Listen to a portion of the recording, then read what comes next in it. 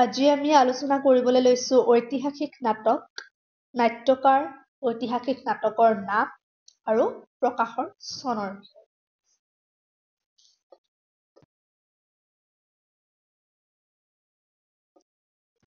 স্ক্ৰীনত দেখা পাইছা ঐতিহাসিক নাটকৰ তালিকা, নাট্যকাৰ, নাটকৰ নাম আৰু প্ৰকাশৰ চন। প্ৰথম ঐতিহাসিক নাটকৰ নাট্যকাৰজন হৈছে পদ্মনাথ গোহাঁই বৰুৱা। তেওঁ ৰচনা কৰা নাটককেইখনৰ নাম আৰু চন হৈছে জয়মতী 1900, গদাধৰ 1907, সাধনী 1911, লাচিত বৰফুকন 1915। নেক্সট লক্ষ্মীনাথ বেজবৰুৱা, বেলিমাৰ 1915, জয়মতী 1915, চক্ৰধ্বজ সিংহ 1915। নেক্সট ৰাধাকান্ত সন্দিকৈ, ৰাধাকান্ত সন্দিকৈ দেৱে ৰচনা কৰা নাটকখন হৈছে মূলা গাভৰু, 1924ত প্ৰকাশ হয়। অন্য এজন অন্যতম নাট্যকাৰ হৈছে ঐতিহাসিক নাটকৰ নাট্যকাৰ চন্দ্ৰধৰ বৰুৱা। তেওঁ ৰচনা কৰিছে মোগল বিজয়, 1936ত প্ৰকাশ হয়। আহোম সন্ধ্যা 1936ত প্ৰকাশ হয়। নেক্সট নাট্যকাৰজন হৈছে নকুল চন্দ্ৰ ভূঞা। তেওঁ ৰচনা কৰা নাটক হৈছে বদন বৰফুকন, 1927, চন্দ্ৰকান্ত সিংহ 1931, বিদ্ৰোহী মৰাণ 1938, নুমলী কুঁৱৰী 1963। নেক্সট নাট্যকাৰজন হৈছে পজিৰুদ্দিন আহমেদ। তেওঁ ৰচনা কৰা নাটক হৈছে গুলেনাৰ, 1924, সিন্ধু বিজয় 1928। নেক্সট নাট্যকাৰজন হৈছে শৈলধৰ ৰাজখোৱা। তেওঁ ৰচনা কৰা নাটক হৈছে বিদ্যাপতি, 1918, প্ৰতাপ সিংহ 1953। নেক্সট অসমীয়া সাহিত্যৰ আৰু এজন নাট্যকাৰ, ঐতিহাসিক নাটকৰ নাট্যকাৰ হৈছে প্ৰসন্নলাল চৌধুৰী। তেওঁ ৰচনা কৰা নাটকখন হৈছে নীলাম্বৰ, 1926ত পাব্লিছ হয়। নেক্সট নাট্যকাৰজন হৈছে আনন্দ বৰুৱা।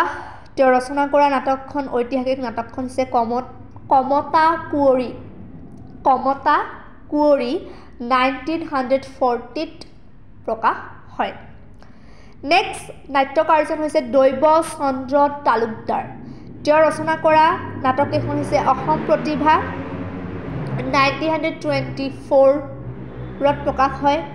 হৰদত্ত 1935, বামুণী কোঁৱৰ 1924, ভাস্কৰ বৰ্মা 1952, ৰাধা ৰুক্মিণী 1963। নেক্সট নাট্যকাৰজন হৈছে দণ্ডী নাথ কলিতা। তেওঁ ৰচনা কৰা নাটকখন হৈছে সতীৰ তেজ, 1931। নেক্সট নাট্যকাৰজন হৈছে কমলানন্দ ভট্টাচাৰ্য। তেওঁ ৰচনা কৰা নাটককেইখন হৈছে মৰাণ জীয়ৰী, 1973, নগা কোঁৱৰ 1953। অন্য এজন নাট্যকাৰ হৈছে ঐতিহাসিক নাটকৰ বিনন্দ চন্দ্ৰ বৰুৱা, আৰু তেওঁ ৰচনা কৰা ঐতিহাসিক নাটকখন হৈছে শৰাইঘাট, 1937। অতুল চন্দ্ৰ হাজৰিকাই ৰচনা কৰা নাটককেইখন হৈছে কৌনজ কুঁৱৰী, 1933, ছত্ৰপতি শিৱাজী 1947। নেক্সট বীৰাংগনা 1925। নেক্সট টিকেন্দ্ৰজিৎ 1959। আৰু এজন নাট্যকাৰ হৈছে প্ৰবীণ ফুকন। তেওঁ ৰচনা কৰা নাটককেইখন হৈছে মণিৰাম দেৱান, 1948, আৰু লাচিত বৰফুকন। নেক্সট নগাঁও শিল্পী সমাজ কমিটিয়ে ওলোৱা এখন নাটক হৈছে পিয়লি ফুকন 1949 নেক্সট নাট্যকাৰ হৈছে ঐতিহাসিক নাটকৰ সুৰেন্দ্ৰ নাথ শইকীয়া তেওঁ ৰচনা কৰিছে কুশল কোঁৱৰ 1949ত প্ৰকাশ হয় নেক্সট জনাৰ্দন ঠাকুৰ তেওঁ ৰচনা কৰা নাটকখন হৈছে চাণক্য 1953 সৈয়দ আব্দুল মালিকেও নাটক ৰচনা কৰিছিল নাটকখনৰ নাম হৈছে ৰাজদ্ৰোহী 1956ত পাব্লিছ হৈছিল ফণী শৰ্মাই ৰচনা কৰা ঐতিহাসিক নাটকখন হৈছে ভোগজৰা 1957ত প্ৰকাশ হয় গোলোক শৰ্মাই ৰচনা কৰা নাটকখন হৈছে কুমাৰ ভাস্কৰ আৰু এইখন প্ৰকাশ হয় 1948ত ৰিপুনাথ গোহাঁইয়ে ৰচনা কৰা নাটকখন হৈছে তেজৰ আহুতি আৰু এইখন প্ৰকাশ হয় 1948 তেওঁ ৰচনা কৰা ঐতিহাসিক নাটক ৰচনা কৰা অন্য এজন নাট্যকাৰ হৈছে প্ৰবীৰ মল্ল বৰুৱা আৰু তেওঁ ৰচনা কৰা নাটকখনৰ নাম হৈছে গণবিপ্লৱৰ মাজত প্ৰকাশিত চন 1960 নেক্সট নাট্যকাৰজন হৈছে মিহিৰ বৰুৱা আৰু তেওঁ ৰচনা কৰা নাটকখনৰ নাম হৈছে দাৰা যুগল দাসে ৰচনা কৰা নাটকখনৰ নাম হৈছে মীৰাবাই আৰু প্ৰকাশৰ চন হৈছে 1954 নেক্সট নাট্যকাৰজন হৈছে উত্তম বৰুৱা আৰু উত্তম বৰুৱাই ৰচনা কৰা নাটক এখন হৈছে বৰ মানুহৰ দোলা 1960 জেৰেঙাৰ সতী 1962 বৰৰজা ফুলেশ্বৰী 1972 কুশল কোঁৱৰ আৰু হেংডাল